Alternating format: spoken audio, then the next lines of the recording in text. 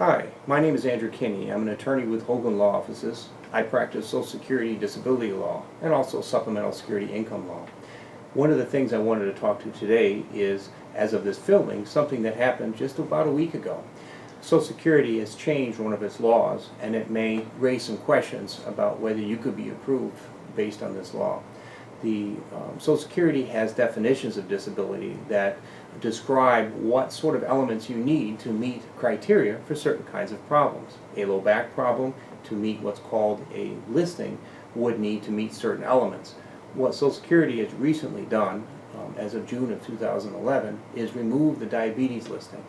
So this certainly causes concerns, and the American Diabetic Association was one of the groups that had not wanted this to happen. But despite that, the law has changed. So what does it mean? One thing it does not mean that if you have diabetes you cannot be approved for Social Security benefits. Do not believe that. One of the things in my practice at Social Security hearings in particular, I've noticed that when someone has diabetes, I generally am looking for the side effects of diabetes. For instance, if someone has neuropathy of their toes or their hands, or they have other problems like retinopathy, diabetes, as people that have it well know, can affect other parts of your body.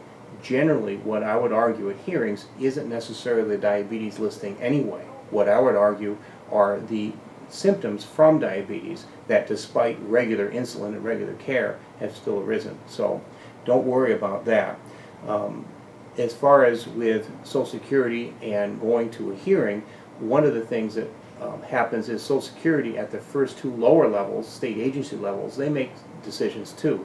There's an application, a reconsideration, and then a hearing level. It's at the hearing level that you generally see more of the attorney work. At Hoglund Law Offices, we help people apply, we help people appeal, we help people at any stage, generally, will consider where they are and their chances of approval.